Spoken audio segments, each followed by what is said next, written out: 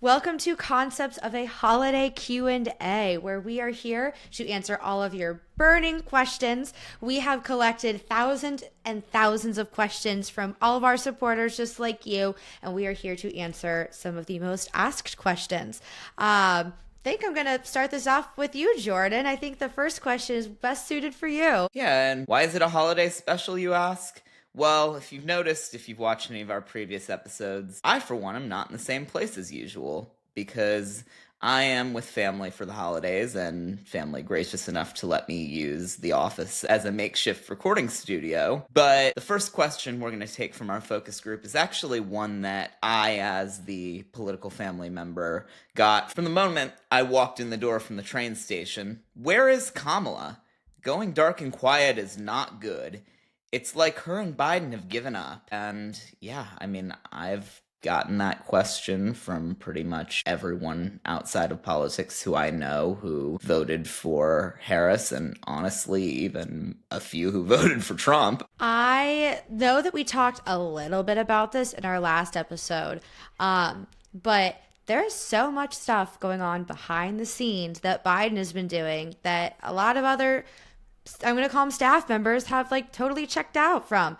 But I do want to make sure that we are correct in how we talk about everyone's position. Because let's not forget that Kamala is the vice president and her job is to preside over the Senate and to support Joe Biden. So there is really not a whole lot she can do in terms of actual legislation. That is not her job. Yeah, and as far as Joe Biden goes, I mean, I think it's unfortunate because the issue, I think, is, and another comment I saw somewhere in our focus group, that he needs to be out in front of the media talking about what he's doing. Only the fact that he couldn't do that is why he didn't end up running for re-election, and why, unfortunately, Republicans have been able to define our party in the media, because we've had a president who's been passing legislation but isn't up to the task of defending it in the court of public opinion. Just to play devil's advocate for a second, though, people would be mad if he was doing a media tour about a couple of things that he's done versus being behind the scenes doing as much as he can. People are going to be upset at him no matter what at this point. But, I just want to play devil's advocate there for a moment. I mean, yeah, people are going to be upset at him no matter what, and people are going to be upset at him no matter what for actions in the past. And unfortunately, I think me bringing up the fact that he hasn't been able to make his case in the media is nothing more than an example of me being a little upset about the fact that we didn't deal with that problem when we still had the chance. And I think a recurring theme of this election cycle was that Democrats in particular were really defined by things that we did long before we knew who our nominee was. For example, I was reading coverage of a fascinating forum that Harvard's Kennedy School does every 4-year post-election, where they bring together strategists from both presidential campaigns to talk about what happened. And actually, both the Harris and Trump campaign staff agreed that the most damaging ad against Harris was one made based on a speech she gave long before she started running for president. I was actually at the speech because I was working for the DLCC at the time, and they sent out an email saying the vice president needed more people to go to the speech. And sitting at that speech, the minute she said, "Bidenomics is working," I turned to my coworker and said, God, they're going to clip that. And funny enough, I took my profile picture at that event, and to this day, I get comments on Twitter calling me a Bidenomics dweeb because of that thing in my background. Hey, you did that one to yourself. I'm just kidding. No, I kept it for the bit. Yeah.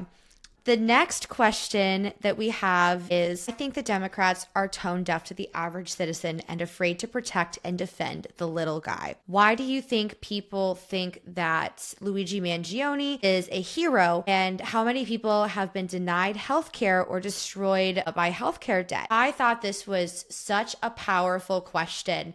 Because ever since we recorded our episode about the United Healthcare shooting, I've still been thinking about my own personal opinions about how I feel about the whole situation. And after talking to lots and lots of people and seeing lots of people say things online, my opinion hasn't necessarily shifted, but I very, very much understand why people think he's a hero, because he stood up for what he thought was right, and he was trying to take care of a big issue. And what that big issue that he was taking care of is something that Democrats have failed to really address since Obama. I really, really, really think that Democrats have not pushed hard enough on healthcare after the ACA was passed. And now I am hoping and praying it doesn't get torn apart in the next 4 years, but they haven't done enough to continue to protect healthcare. So someone decided to take it into his own hands.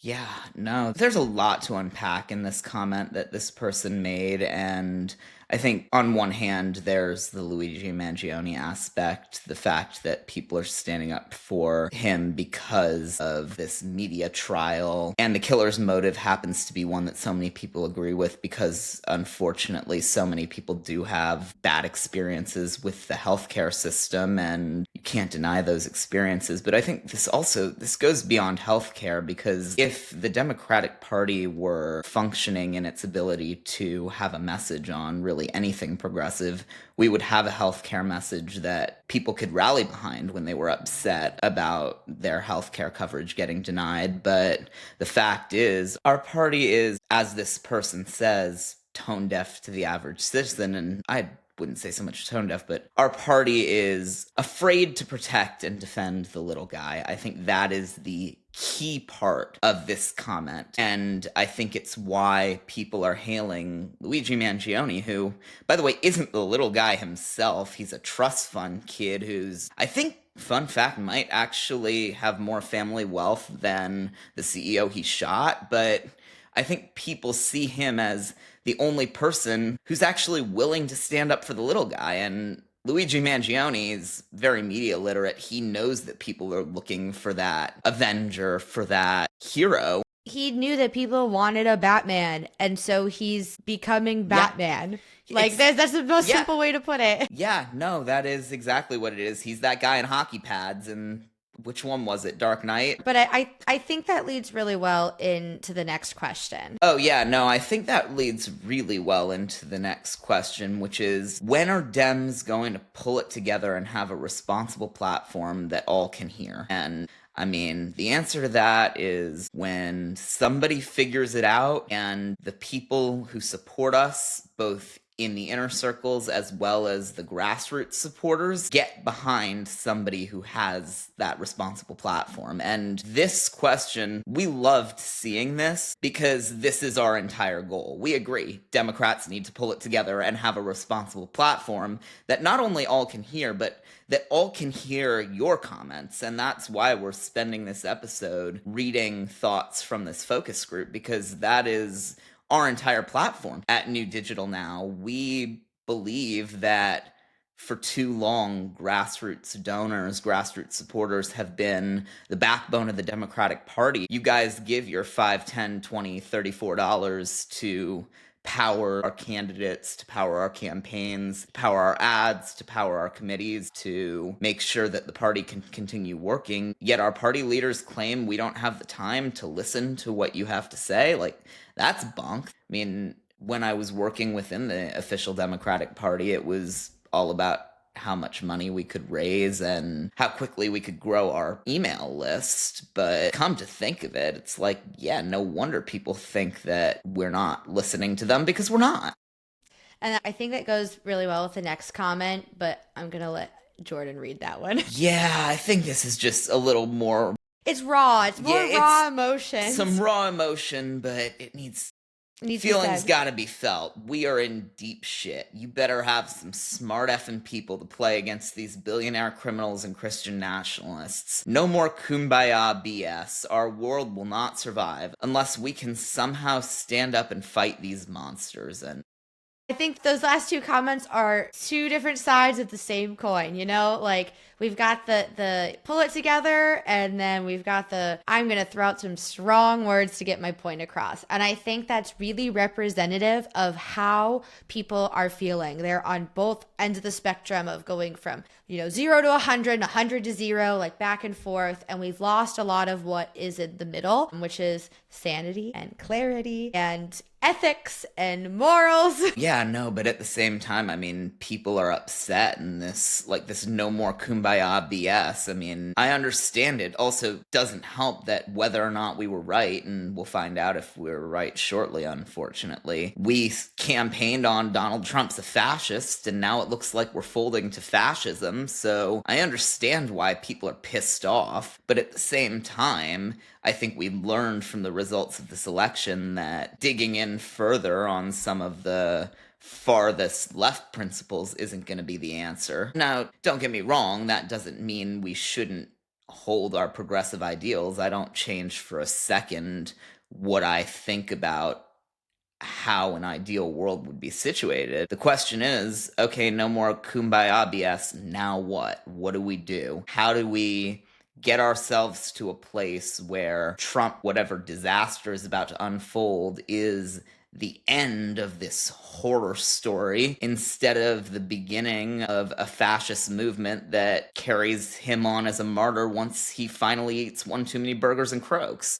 Yeah, I completely agree with everything you just said. I don't have anything else to add. I do think, though, a way that we can help try to start to stop the fascism is getting into some of the pieces of legislation that have led us to this point. You know, things like we got a lot of comments about Citizens United. Yeah, and Citizens United, unfortunately, I wish it were just a piece of legislation because that we could overturn, but Citizens United, the Supreme Court decision that essentially says that money is speech, so you can spend all the money you want on politics and it's covered by the First Amendment. So that's a really difficult one, and I think the answer to that, unfortunately, isn't for the moment, thanks to our current right-wing Supreme Court, going to be in actually getting this overturned, but rather in what the future of the media looks like. And as the future unfolds, figuring out how to create a world in which money can't just buy you to the top. Because it's interesting. It's not necessarily just about the money itself, but how the money is spent and what you're willing to say, too. Because I'm pretty sure Kamala Harris vastly outspent Donald Trump in the election, even though, speaking again to the Citizens United issue, I think there were a lot more independent expenditures, those super PACs that Citizens United allows on the Republican side, although they existed on the Democratic side too, like we have them, and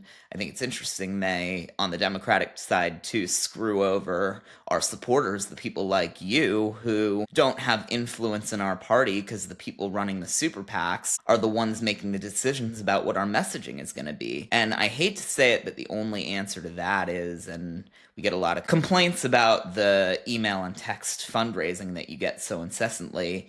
And a lot of that really is because, unlike these super PACs that have these rich people running them and giving them as much money as they need, a lot of grassroots organizations like ours, we don't rely on that sort of thing. We don't have some rich billionaire backing us. So I believe, actually, isn't our average donation like $14 and some change? yeah, it's like $14.84. Everything that we have raised has been grassroots, and the average donation is, at this point, the price of a coffee at Starbucks. Oh god, yeah, I blame Starbucks for that because I appreciate our donors for being willing to shell out what should be the price of at least 3 cups of coffee, if not 4. But 100%. We appreciate all of our supporters so much. But like, Starbucks, come on, what are you doing? But anyways, no, I think everything you said is really spot on. And there were a lot of other questions / comments / complaints that we got from people asking about other things related to massive Supreme Court decisions and how they influence politics and elected officials. And unfortunately, those, like Jordan said, are bigger than us right now. We are here to fight against those things. One of the other things that I'm including in this is the immunity case, which we're not going to get into today, but there were also a lot of comments about that. But I wanted to stick Citizens United in there because not everyone understands what it is or knows what it is or what it has turned into. And I thought that that was really important. So. Yeah, it's interesting, though, the immunity case, and I think the reason I'm getting so many comments about it is actually because I've been getting a lot of fundraising texts about a bill that is absolutely never going to pass in Congress called the No Kings Act that somehow undoes the immunity case, and I've been seeing fundraising texts left and right trying to get money from donors like you. They come personally from Chuck Schumer. Just kidding. That's what it's signed by, though. Yeah. I don't think he's even signing those. I think they're just fundraising off his name, and he doesn't even know because he still uses a flip phone, so he's not reading them. But it's interesting. It leads to another comment that a lot of our supporters have made in various forums, and I think it's best summed up by one response that said, "Stop gaslighting your contributors in fundraising emails. Saying you're going to classify me as a MAGA supporter because I didn't donate to Dem candidates for the umpteenth time is disrespectful and childish." And yes, it 100% is. And that's why when you get a message from New Digital Now, we don't tell you anything like that. All we tell you is, hey, we love your input for our focus group as a valued Democratic donor. If you can contribute, great. If not, we still want to hear from you. Clearly, we still want to hear from you because obviously this person wasn't going to donate to us, but here I am reading their words on our podcast. So yeah, I also want to make a quick note too. If you ever get a text or an email saying if you don't fill this out, you're going to be marked as a MAGA supporter, that does not mean that this organization can change your voter registration. That is illegal and that is voter fraud. I want to make that super clear because some people do think that it's going to change their voter registration or they're going to be viewed as a Republican. Not true whatsoever. They're just saying that to try and push you to give more money. We don't do things like that. We're not trying to trick you. Actually, I'd be curious to see how many of these comments that we picked were people who did donate versus didn't donate. But in the end, it doesn't matter whether you donated to us or not. We are still going to read your questions and answer your questions because we care about that. We're here for the little guys. We're some of the little guys. We want to help out all the other little guys. Yeah, we started this whole thing because we were the little guys within the Democratic Party who our bosses didn't listen to when we said, hey, we need to be listening to people. And as interested as I would be in what percentage of respondents donated versus didn't, I actually couldn't tell you because these responses are anonymous. So oh yeah, that's true. Yeah, these are all anonymous. We wouldn't know anyways. Whatever. I think we should move on to the next one. Okay.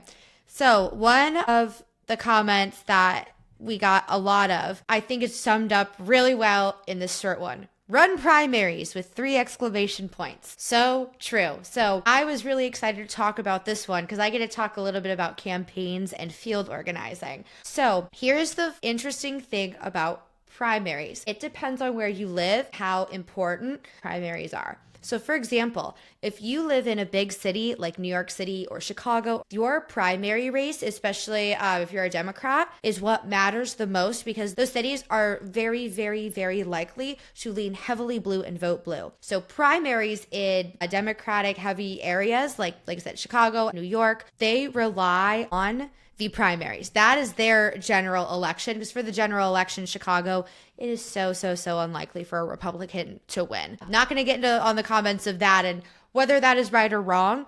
That's just the fact right now. Democrats usually win at least 67% of the vote in at least in Chicago. I can speak to that because that's where I live. If you live in a Republican majority area, then it's the opposite. The Republican primary is going to be your general election day. So where does that lead us to? We need to run more primaries everywhere, and you need to be serious about your primary candidacy and who you vote for in your primary elections because they are going to be the person who represents your party or your area in the general election. It is so important. Actually, the New York municipal elections are coming up in the spring of 2025. And I did the New York municipals in 2021. If you know, you know what it was like during that. But I'm going to be really interested to see because Eric Adams is going to be up for election. If you don't like Eric Adams, go work and vote for someone else. If you like Eric Adams, go work for him and vote for him and promote him. He's running again? I don't know if he's running No again way. or not.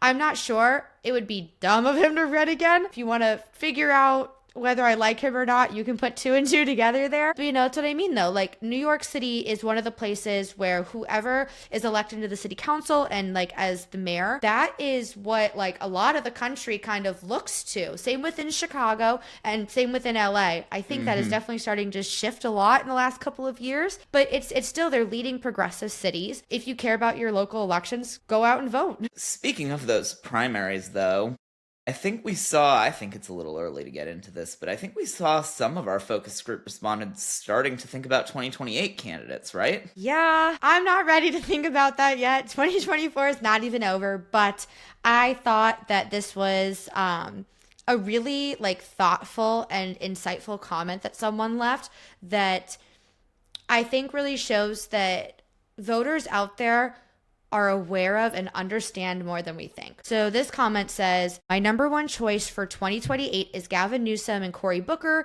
as VP or Buttigieg and Whitmer as VP. We need a great primary race, but everyone should focus on the midterms in 2028. Possibly an ex-Republican in the VP slot like Liz Cheney or a young version of John Kasich. We need to move more center. A solid border plan, but approve limited work permits for migrant workers. I believe the next 18 months will be hectic and voters will come back to the Democratic Party. Let's start with 2026 midterms and immediately get our presidential candidates rolling out right afterwards. Couldn't agree more with the last part of that sentence. Yeah. I'm not getting into who I want to run for president and vice president. I do like all of the people that this person picked, though, just as people in general. Not Newsom. Well, no, not Newsom.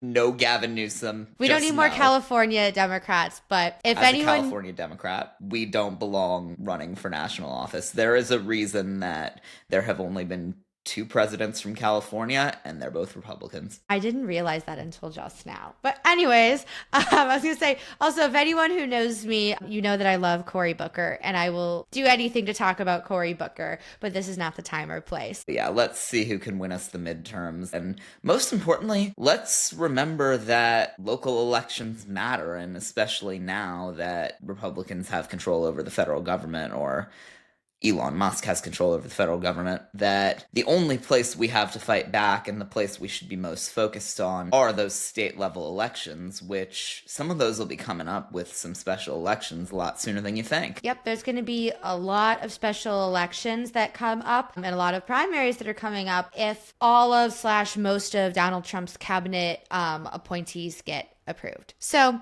keep that in mind. But in the second half of this comment, they said we need to move more center. We need to make sure that, for example, we have a solid border plan, but approve limited work permits for migrant workers. I think that is an incredibly important point to make, especially when we're talking about the border crisis and border security, because that is something that both candidates said the word border a lot, but not actually what they were going to do with the border.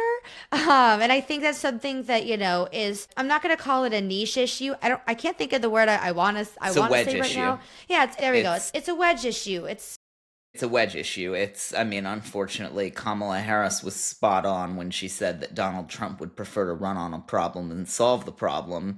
But at the same time, Kamala Harris would rather run on the fact that Donald Trump would rather run on the problem than solve the problem of the gridlock created by his insanity, which, let's be clear, at the point when all of this was happening, he was a private citizen, and not saying that Democrats can counteract Donald Trump and do everything, but we could have been making that argument more forcefully then, and we weren't. So that reminds me of the in the Friends episode where they're like, when Monica and Chandler, when people start to find out that they're together, like, they don't know that we know that they know that we know that we know, blah blah blah. That's what happened. And I think too, on this topic of making sure that we're pushing forward, we're paying attention to primaries. Start with the 2026 midterms, which yes, those are just around the corner. People are going to have to start collecting petition signatures in some states starting in the fall of 2025. If you know anything about petitions, they are the bane of many political operatives' existence, but they're very important. Make sure that we are picking the right people and voting for the right people. And this person, again, there's a lot of gusto and a lot of feeling in this comment, and I thought it was really interesting. And I think that we'll have a very interesting back and forth with this, Jordan. So this person said, we need to be more aggressive. When Tim Walz was natural, saying Republicans are weird, that was good.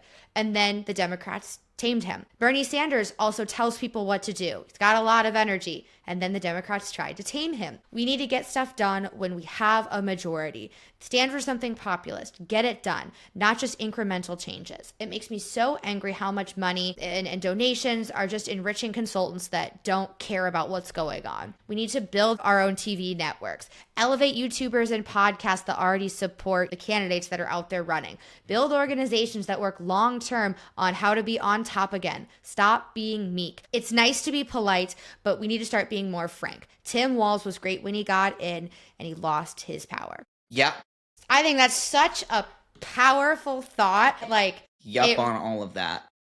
Yeah, And it's a good yeah, one. no, it is. And it's funny, it ties into the next question we got as well, which is why did so many resources go to TV ads when most young people use streaming services and don't watch ads? And the answer to that is actually found in the comment that you just read, Shayna. It's the consultants. It's the fact that for so long now, there have been these Democratic consulting firms that happen to be the same people who run the super PACs, where all of the big Democratic money goes, that just gets funneled back into TV ads that they control, and they take commission. They get essentially a percentage of the cost of those TV ads, very fixed and quite frankly overpriced cost, versus digital ads, which are much more efficient but much harder to charge the big bucks for. So it's really all about the money, unfortunately, until such a time when we are able to communicate directly with our donors about how all of this stuff works. The money will continue to be misused,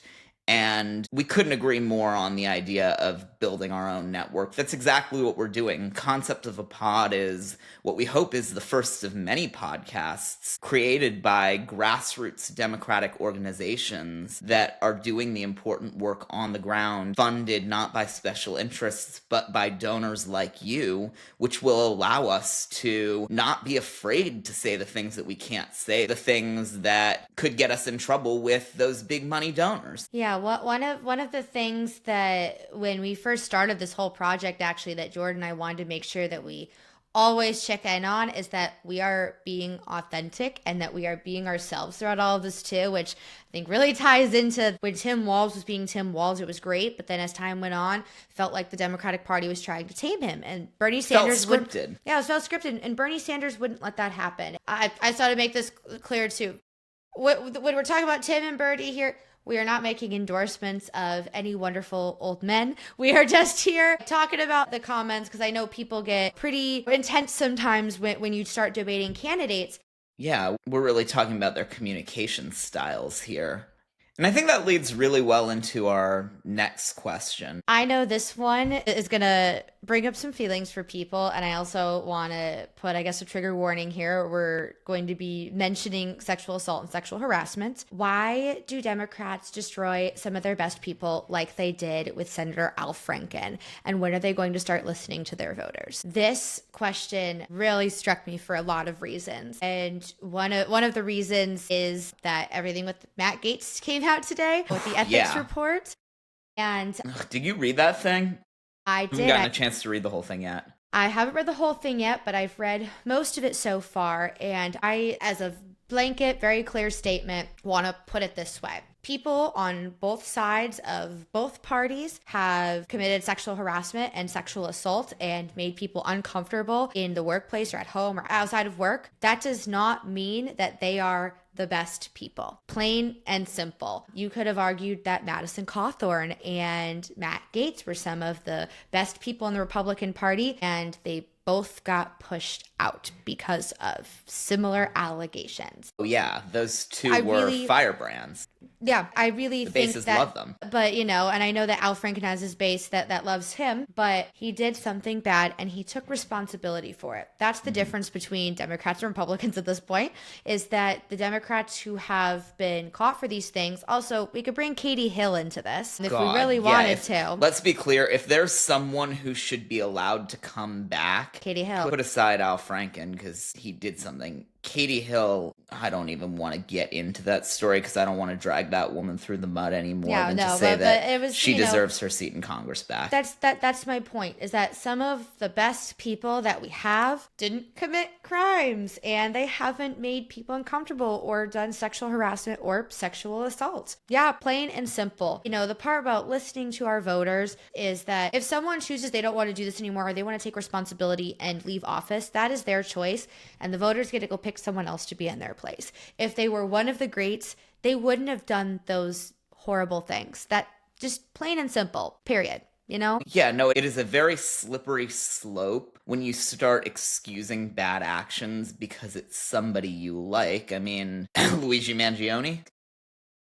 Great example. But yeah, that's so I think that's a pretty plain and simple answer to that question. I know that Al Franken has a huge following and people have a lot of love for him. And I also, separate the artist from the art. There's some really great things that he did while he was in Congress, but that does not mean that he is a good person. Yeah, no, and I think one other point I want to make on this, because we jumped very quickly from talking about outside perspectives that maybe the party isn't hearing to a person who very specifically did something that forced his ouster, because I think he gets sometimes lumped in with other people in the Democratic Party, and I wouldn't go far as to say Bernie Sanders is one of them, but a lot of the people in his orbit who have been kind of ostracized for being a little bit too far out there. And I understand the frustration with those voices not being heard.